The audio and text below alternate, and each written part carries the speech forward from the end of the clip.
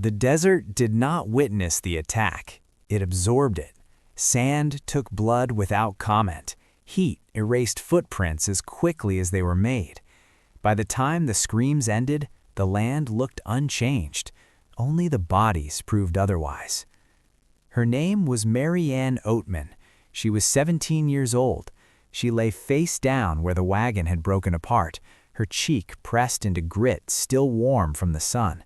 She was alive, but only technically. A blow from a war club had split the skin behind her ear. Blood had soaked into her hair and dried there, stiff and dark. She could not move. She could not speak. She could hear everything.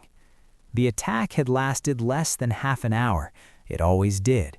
Speed was not brutality's enemy. It was its method. The warriors had not rushed. They had surrounded the wagon train with the calm efficiency of men repeating a practiced task. The Ottoman family had tried to negotiate. That was the first mistake. Negotiation required symmetry. There was none. Her father's skull had collapsed under a single strike. Her mother had fallen beside him without a sound that anyone recorded. 4 brothers died quickly, not out of mercy, out of utility. Adult men were liabilities. Mary Ann heard her sisters before she saw them. Olive, 15. Mary Ann Jr., 7. Crying was permitted. It did not interfere with the process. Her brother Lorenzo groaned somewhere to her left, wounded, alive, not valuable enough to save, not dangerous enough to hurry. He would be left for the desert to complete. The warriors moved through the wreckage without urgency. They did not celebrate. They sorted. Tools, food, fabric, metal, horses, then people. The same hands that stripped the wagon, stripped the living. Violence was not chaos here. It was classification. Mary Ann did not yet understand she had failed the first assessment. Apache captive-taking was not random. It never had been. It followed rules refined across generations of war, displacement, and survival. Every raid served multiple purposes: replacement, labor, trade, terror. Killing was cheap. Captives were investments. Women and children were assessed immediately: age, health, strength, silence. The criteria were not spoken aloud, but they were enforced without exception. A woman who could walk would walk. A child who could keep pace might live. Those who slowed the group threatened the entire operation. Mary Ann could not move. Her breath was shallow. Her limbs would not respond. She lay where she had fallen, while boots and moccasins passed near her head. No one knelt. No one checked her pulse. She was already categorized. Unprofitable. Her sisters were not. Olive was tall for her age, thin but not wasted. Her hands were uninjured, her eyes were alert. Fear was visible, but fear alone was not a disqualifier. The younger Mary Ann was small, but she stood when ordered. She did not collapse. That mattered. The warriors bound them quickly, cord around wrists, a shove forward, no explanation, no announcement of fate. The selection did not require ceremony, it required efficiency. Mary Ann Ottoman listened as her sisters were pulled away from the wagon. She heard Olive protest once. Not words, a sound. It earned her a strike hard enough to drop her to her knees. She did not cry again. Learning speed was another metric. The warriors gathered what they intended to keep and withdrew before sunset. The land returned to quiet. The dead remained. The wounded remained. The unselected remained. Mary Ann's consciousness faded in intervals. Heat came and went. Pain dulled. Sound receded. In her final awareness, she understood only one thing clearly. The journey west had not failed because it was unlucky. It had failed because it was ignorant. The land was not empty. The violence was not accidental. They had crossed into a system older than their beliefs. The Apache did not see captives as people first. They saw roles. A captive woman could become labor. She could become trade. She could become replacement for someone already buried. She could become leverage, or she could become an example. Those roles were determined early. The march began immediately. Speed was essential. Pursuit was always a possibility. Captives were forced to match the pace of trained raiders. No allowances were made for grief or injury. Food was withheld, water rationed, rest denied.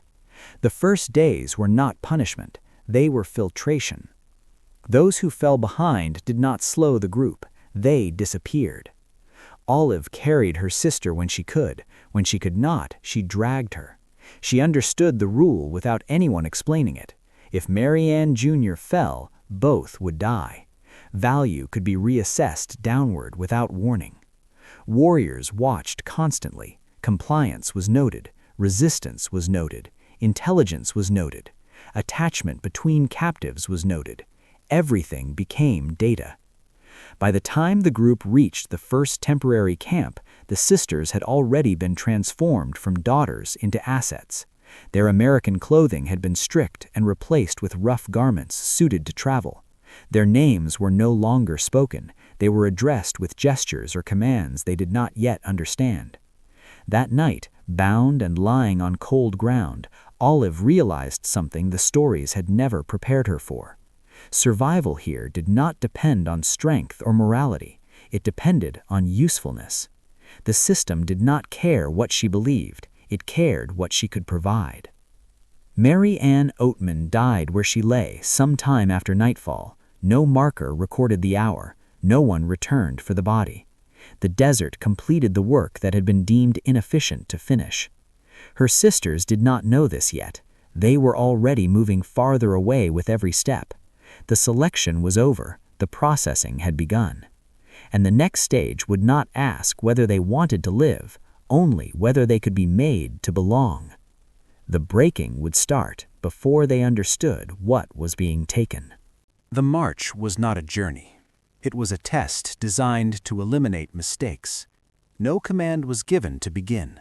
The warriors simply turned and walked.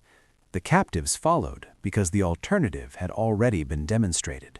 Movement was not requested, it was assumed. Any delay was interpreted as refusal. Refusal had a known outcome. Olive Ottoman understood this within minutes. Her sister did not. Marianne's legs failed to match the pace set by men who had trained their bodies for distance and speed since childhood. She stumbled. Each stumble drew attention. Attention was the first warning. Food was withheld deliberately. Water was rationed even when it was present. This was not neglect, it was calibration. Hunger stripped resistance. Thirst narrowed thought. Exhaustion simplified decision-making. By the second hour, captives no longer thought about escape. They thought about placing one foot in front of the other. The march was not silent. There were corrections. A strike across the back, a blow to the shoulder. Pain delivered with control. Injuries that slowed movement were avoided. Damage reduced value. The objective was compliance, not injury. Women were observed continuously, not watched, assessed. Their posture, breathing, reaction time, eye movement. Warriors noted who adapted and who resisted. Resistance was expensive. Adaptation was profitable. When Olive lifted her sister, the decision was noted. Carrying another body reduced speed. Reduced speed increased risk. The warrior nearest did not intervene immediately. He watched to see whether the adjustment would hold. When it did, the calculation changed. The asset remained viable. This was how mercy functioned, as delayed judgment. The first night offered no rest. Captives were bound and placed where escape would require effort they no longer possessed. The bindings were not tight enough to injure. They were tight enough to remind the body of its limits. Sleep occurred in fragments. Waking was immediate. Fear replaced dreams. The second day removed illusion. Feet bled. Skin split. No one commented. Pain was irrelevant unless it interfered with pace. The land offered shade. Shade was ignored. Efficiency mattered more than comfort. A captive fell behind before midday. Older, slower. Her usefulness had been overestimated. She stopped walking. She did not scream. Screaming was unnecessary. The sound that followed was brief and instructional. No one was punished for watching. Witnessing was part of the process. Terror functioned best when it appeared logical. By the third day, speech had stopped entirely. Language was inefficient. Commands were understood through repetition. A gesture meant move. A shove meant faster. Silence meant compliance. Marianne's face changed. Expression flattened. Fear condensed into stillness. Children adapted differently. Those who did not adapt did not continue. When water was found, captives drank last. Those who drank too quickly were struck. Vomiting wasted resources. Waste was corrected. At an intermediate stop, the captives were displayed to another group, not ceremonially, commercially. Hands examined arms and teeth. Eyes checked for illness. Hair was lifted to inspect the scalp. Bodies were turned without consent. Ownership was not yet fixed. Value was being estimated. The sisters remained together because separation reduced efficiency. Two captives who supported each other required fewer corrections. That calculation could change later. The fourth day ended near a semi-permanent camp. The march had already accomplished its primary function. By now, the captives had learned that survival depended on responsiveness. Identity had begun to dissolve under repetition. They were not untied upon arrival. They were presented. Women approached first. They evaluated hands, backs, posture. Labor potential was identified immediately. No one asked names. Work began before nightfall. Gathering, carrying, cleaning. Errors were corrected without explanation. Pain followed hesitation. Learning accelerated. This was not cruelty. This was conditioning. By night, the captives no longer measured time. They measured approval. A task completed without correction was safety. Safety was temporary. Olive did not speak. Speaking risked attention. Marianne did not cry. Crying served no function. The march had not transported them. It had reduced them. They arrived stripped of speed, privacy, resistance, and expectation. What remained was raw material. And the camp did not sleep wondering who they were. It slept deciding what to turn them into. The next phase would not test their bodies. It would begin dismantling their sense of self. The breaking did not announce itself. It began the moment names stopped being answered. On the first morning after arrival, the captives were woken before light, not by shouting, by hands, a pull, a shove. The body learned faster than the mind. Movement preceded understanding. Understanding followed pain. Names were not used because names preserved continuity. Continuity interfered with control. Olive learned this when she answered to her own name and was struck without warning. The blow was not heavy. It did not bruise. It communicated something precise. Sound had consequences. Silence did not. From that moment, she became responsive only to gesture and tone. Language was stripped away incrementally. English words were punished. Prayer was punished. Whispering was punished. Even crying drew correction if it lingered too long. The goal was not quiet. The goal was dependence. The breaking phase focused on three elements: exhaustion, isolation, and erasure. None of them required excess force. Excess force damaged assets. The Apache had learned this long before settlers wrote about them. Work filled every hour, gathering roots under the sun, carrying water over uneven ground, processing hides until hands cracked and bled. Tasks were assigned without explanation. Learning occurred through observation and failure. Failure was corrected immediately. Food was provided only after work was completed. portions were small. Hunger sharpened compliance. Full stomachs produced resistance. This was understood. Mary Ann was separated from her sister within the first week. Not violently, deliberately. Children were processed differently. The younger the captive, the less breaking was required. Identity could be replaced rather than destroyed. Mary Ann was taken to a different household. Olive was not told where. She was not told why. She was not allowed to ask. Isolation accelerated collapse. Olive marked time by repetition. The same path to water, the same pile of hides, the same fire pit. Days lost distinction. Memory lost priority. The past became inefficient. Hair was cut unevenly, not as punishment, as standardization. Clothing was replaced with rough garments indistinguishable from those worn by other captive women. American markers disappeared. Shoes were removed. Feet hardened or failed. Those who failed did not remain long. Violence during this phase was calculated.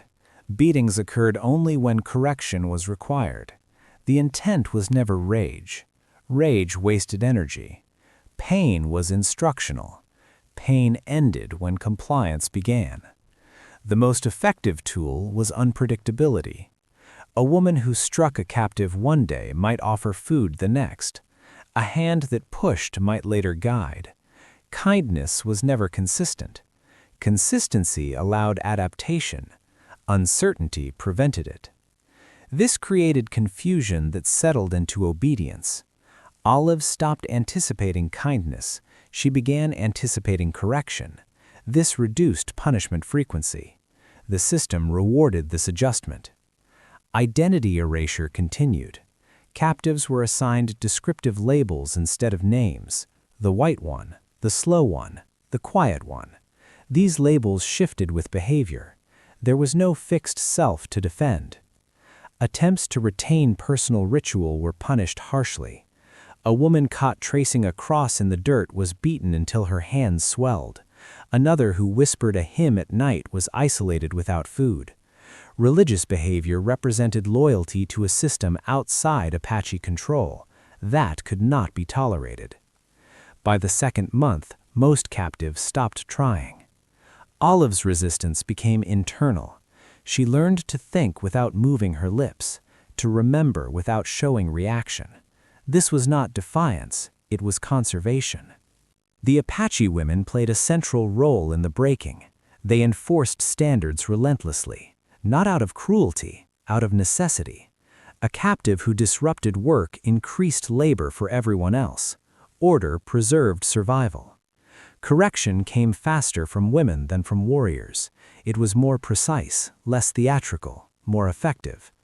Mary Ann appeared once, briefly, during a communal task. Her hair had been restyled. She wore clothing identical to other children. She did not look at Olive. When Olive tried to speak, she was struck. When she tried again, she was isolated for a day without water. After that, she stopped trying. This separation was not accidental.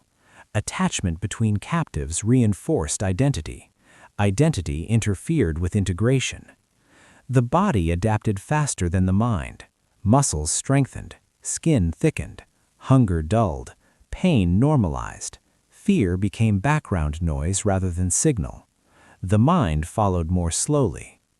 At night, captives were allowed to sleep unbound only after repeated compliance. Trust was never explicit. It was provisional and revocable. One mistake could reset progress. Escape attempts occurred. They always did. They always failed. A woman attempted to flee during a gathering task. She was tracked within hours. Her punishment was public, not excessive, visible. Her return served as reinforcement. Afterward, she worked without resistance until her body gave out months later. No one spoke her name. Olive learned the rules without hearing them. Do not run. Do not pray aloud. Do not cling. Do not ask. Do not remember visibly. Survival required invisibility. The breaking phase did not end on a specific day. It tapered. Resistance diminished. Correction frequency dropped. Work output stabilized. At that point, the captive had reached functional status.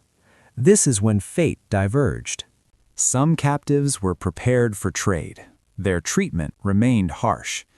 Emotional attachment was discouraged. They were kept productive, compliant, and expendable.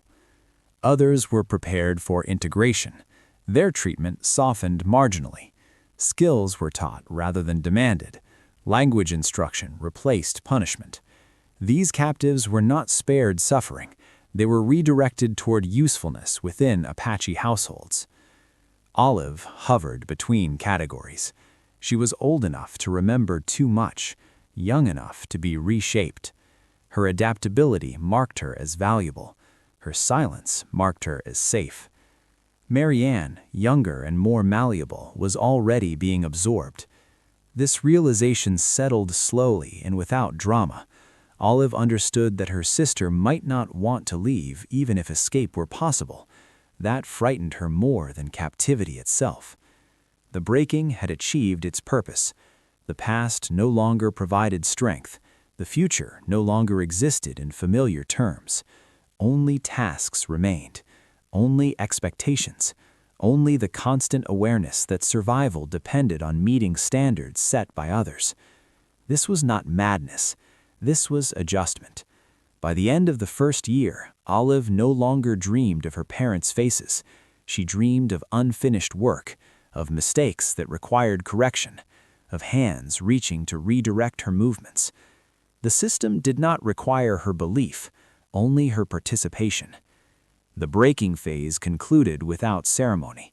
No announcement marked its completion. One day, Olive realized she had not been struck in weeks. That realization itself frightened her, because it meant she had learned, and what came next would not involve correction at all. It would involve use. The body had been trained. The mind had been hollowed. Now the system would decide how to spend what remained. Use did not begin with permission. It began with assignment. Once the breaking phase stabilized, the system shifted. Correction decreased. Violence became rare. Not because conditions improved, but because they no longer needed to. Compliance had been achieved. What remained was allocation. Captives were no longer evaluated for resistance. They were evaluated for output. Olive learned her new status through repetition rather than announcement. Her tasks changed: less hauling, more processing, hide work, food preparation, care of children not her own. These were not rewards, they were indicators. She was being positioned. Women who had passed the breaking were absorbed into the daily labor economy of the band. They were not prisoners in the sense settlers imagined. They were not confined. They were not guarded constantly. Control no longer required restraint. It required routine.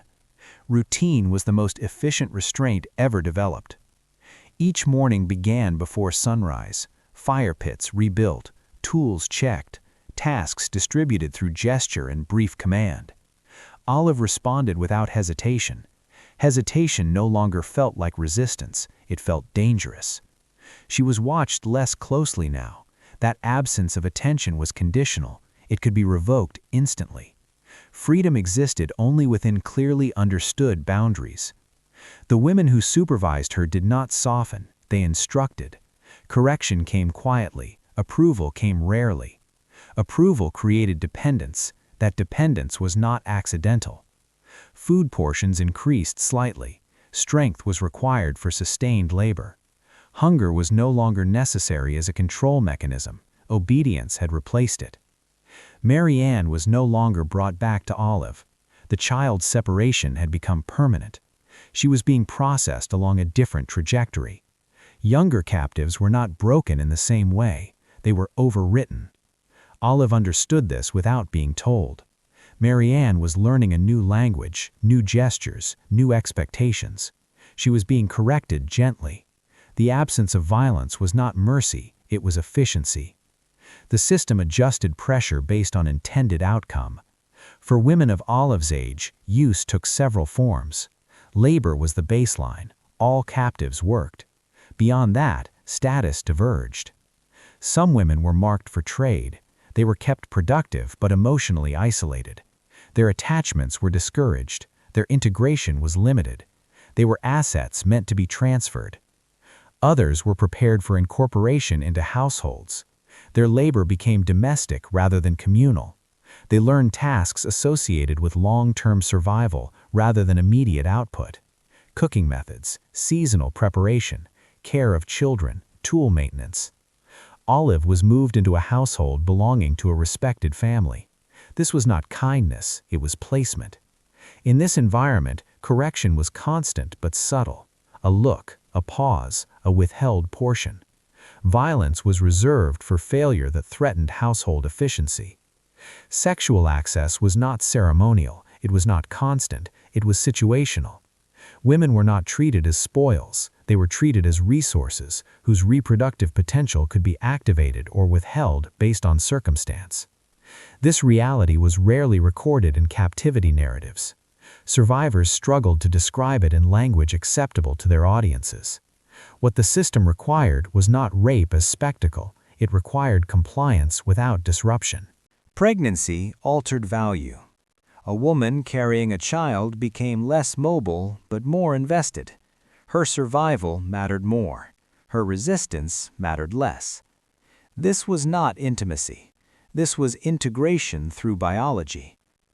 Olive was not immediately subjected to this phase. Her status remained ambiguous, too old for full adoption, too young to be discarded. Her use centered on labor and observation. She learned quickly which behaviors attracted attention, which silences prevented it, which efficiencies increased trust. Trust did not equal safety, it equaled responsibility.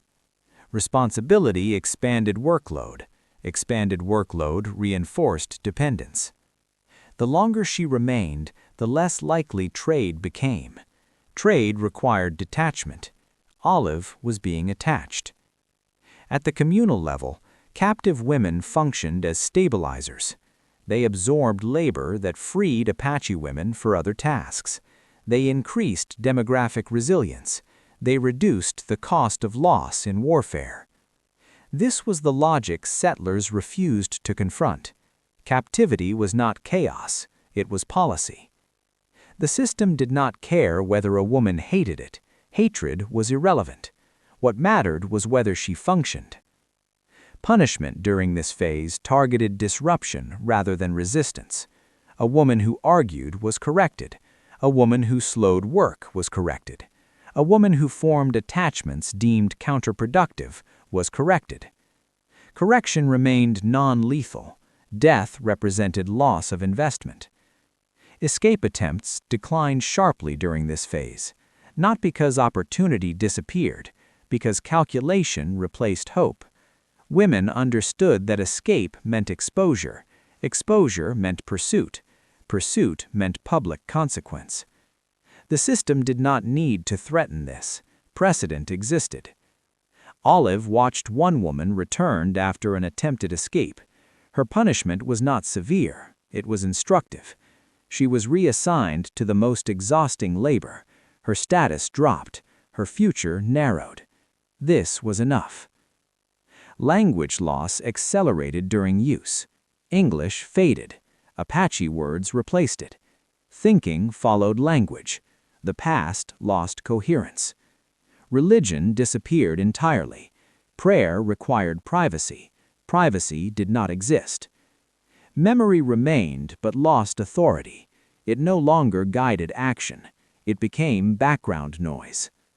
This is the point where many captives described confusion upon later release. The system had not erased memory, it had displaced it.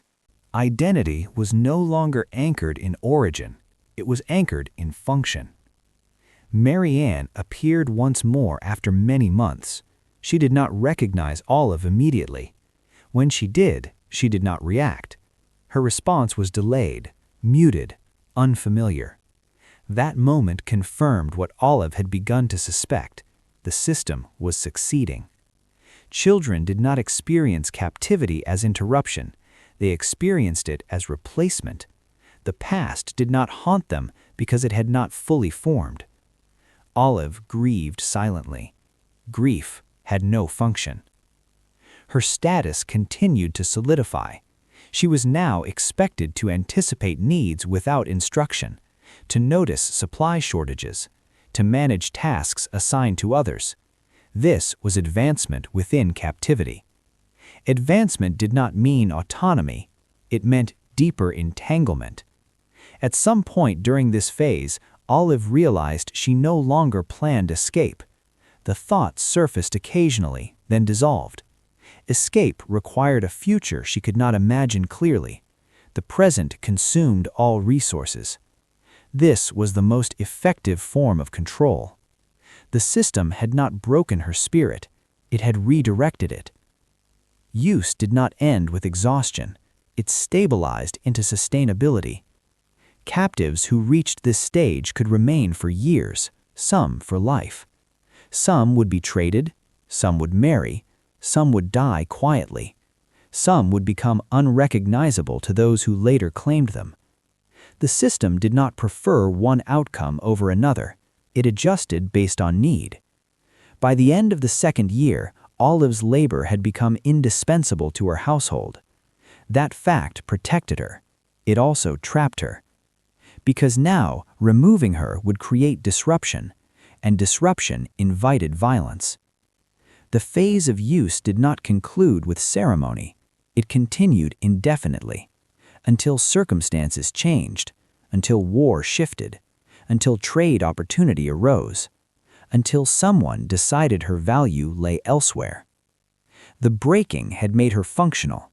Use made her invisible. And invisibility was the most dangerous condition of all. The next stage would decide whether she remained property, became kin, or disappeared into trade. Transformation was not declared. It was detected after it had already taken place. No ritual marked the moment Olive ceased being a captive in the way she once understood it. There was no ceremony, no vow, no acceptance speech. The system did not require acknowledgement. It required results. By the third year, Olive functioned without instruction. She woke before others. She identified shortages before they were named. She corrected mistakes made by younger workers without being told to do so. This was not authority, it was absorption. The system recognized absorption through reduced supervision. When violence disappeared entirely, that was not relief, it was confirmation. Her labor was now assumed. Her presence was expected. Her absence would be noticed. That shift mattered more than any spoken designation. Transformation followed 3 tracks: language, loyalty, and consequence. Language went first. English had become inefficient. It lacked vocabulary for survival here. Apache words replaced it because they were necessary. Thought followed vocabulary.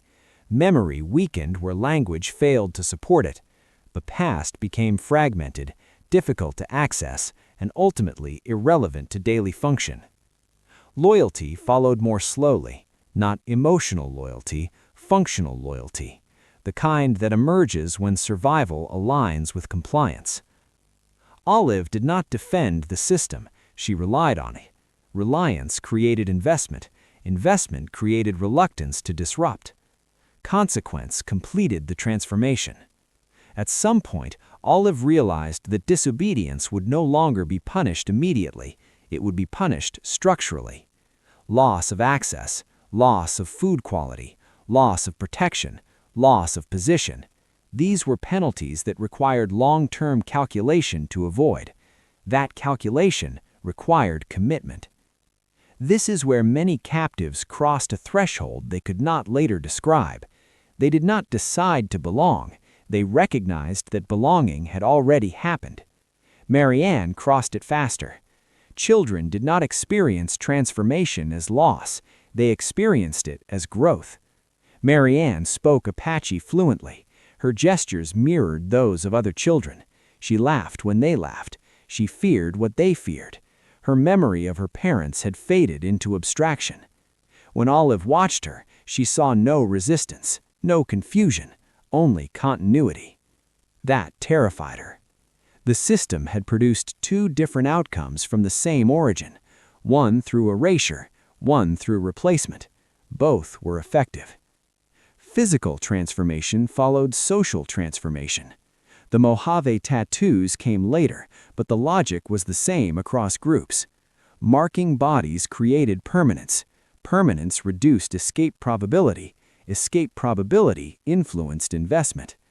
A marked captive was less likely to be traded, less likely to be released, more likely to be integrated. When Olive was told she would be tattooed, it was not framed as threat, it was framed as fact. The marks were placed on her chin. They identified her status permanently. They announced her transformation to anyone who saw her. She did not resist. Resistance would have altered the calculation. It would have reduced her value. She had learned not to reduce her value. The pain was sharp but controlled. The scars were intentional. They were not meant to fade. They were meant to declare something that could not be undone. This was not humiliation. This was documentation. Afterward, her treatment shifted subtly again. Expectations increased. She was trusted with more responsibility. She was no longer grouped with recent captives. She was no longer corrected publicly. Privacy increased slightly. Privacy created illusion. Illusion reinforced stability. Sexual integration followed predictable patterns. Not all women were assigned partners. Some were.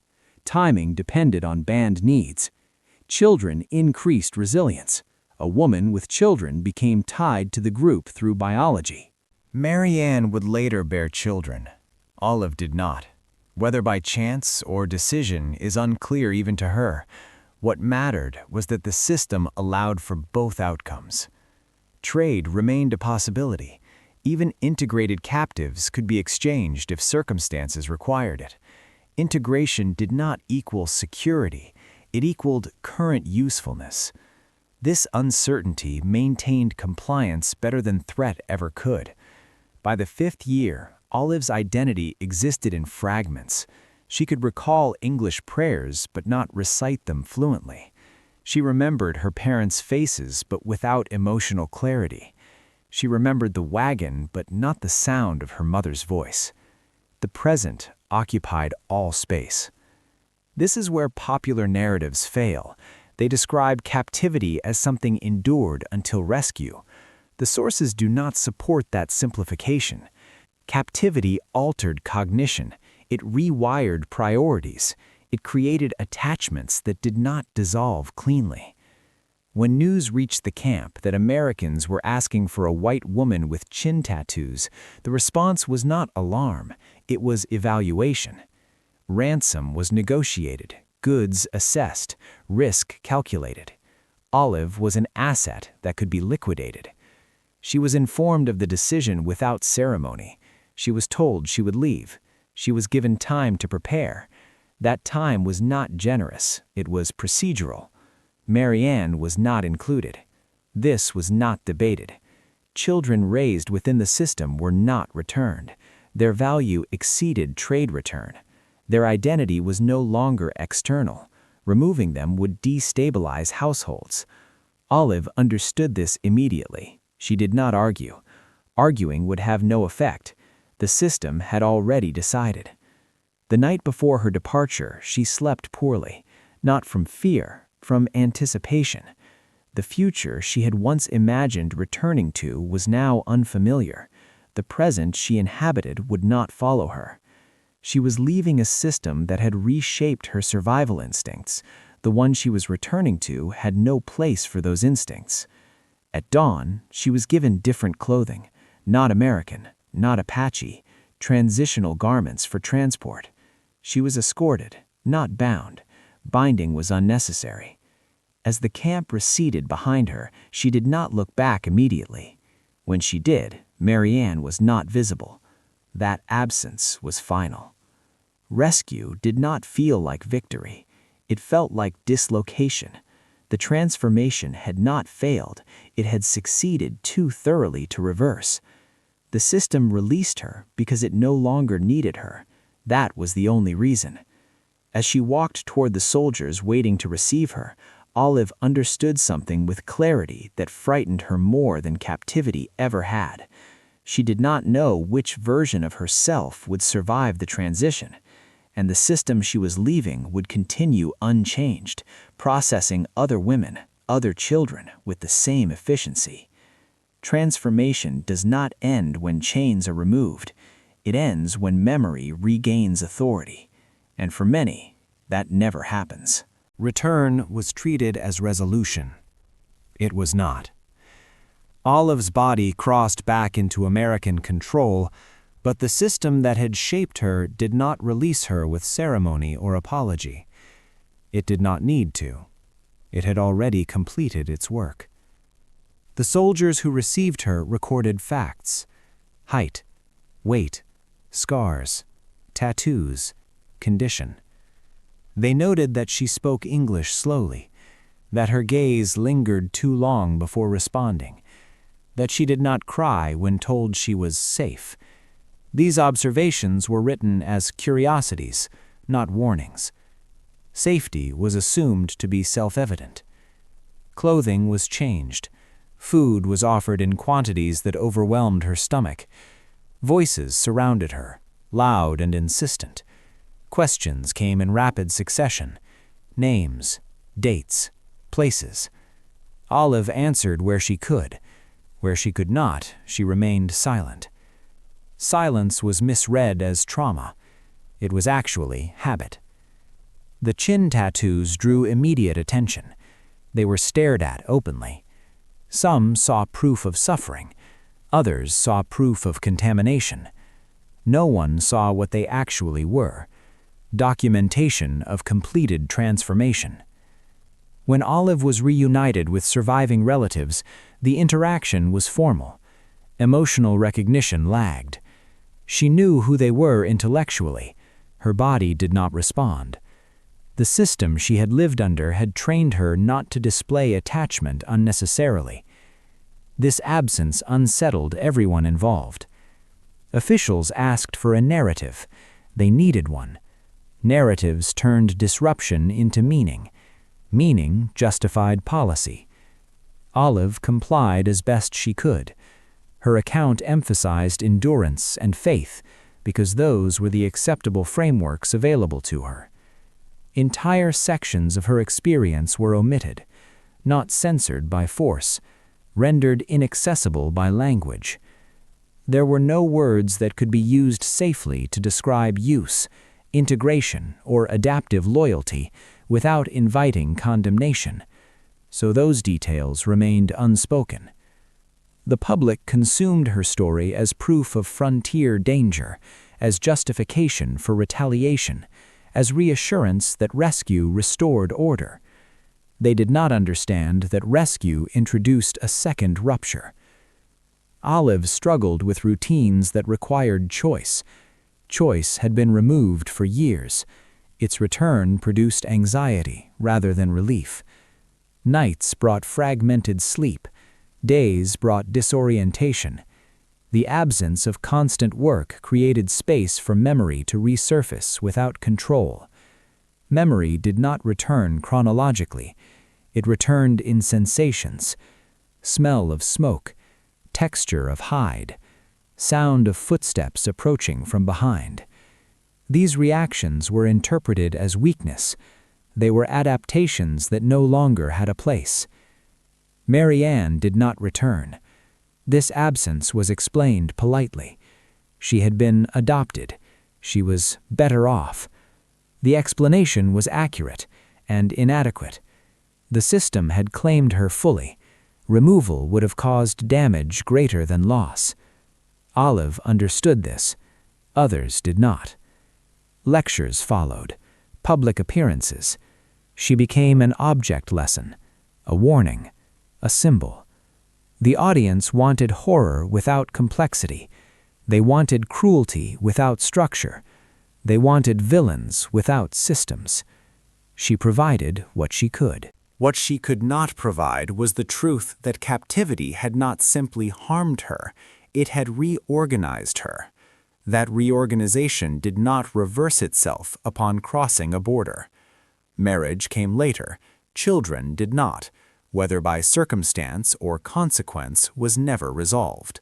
Domestic life required emotional continuity she could not fully sustain. The skills that had kept her alive were maladaptive here. She learned to perform normalcy. That performance was convincing enough to satisfy observers.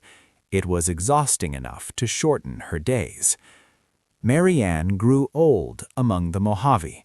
She married. She bore children. She did not seek rescue. This fact was reported with discomfort and quickly reframed. Preference complicated the story. Preference implied success. The American narrative required captivity to be temporary and unchosen. The reality contradicted that requirement, so the contradiction was buried. The system that took Olive did not collapse. It adapted. It processed other captives, other women, other children. The logic remained intact until external force dismantled it, not through moral reckoning, but through logistical dominance. Even then, the knowledge did not vanish. It dispersed. This is where the record becomes quiet, not because the violence ended, because the language to describe it remained unacceptable. Scalds were not involved here. Monks did not rewrite this history. Instead, governments simplified it, textbooks compressed it, popular culture replaced it with myth. The crime scene was paved over. What remains are fragments, scars, tattoos in photographs, military reports describing confused women, captives who resisted return, children who refused to leave, minds labeled broken because they had adapted too completely. This is the part that resists narration. Power does not require belief to function. It requires participation. Apache Captivity did not operate on hatred. It operated on necessity, efficiency, and survival logic refined under pressure. That does not absolve it. It explains it. Women endured not because they were weak, but because the system was precise. It selected, reduced, broke, used, transformed, and released, or retained according to need. Those who returned did not come back whole. Those who stayed did not remain unchanged. Those who vanished left no record at all. History prefers heroes and villains. Reality produces systems, and systems leave marks that outlive the people who built them. This is not a story about rescue. It is a record of how power reshapes humans until survival feels like belonging. When belief aligns with necessity, cruelty no longer needs justification. It becomes routine. That is the most dangerous condition of all.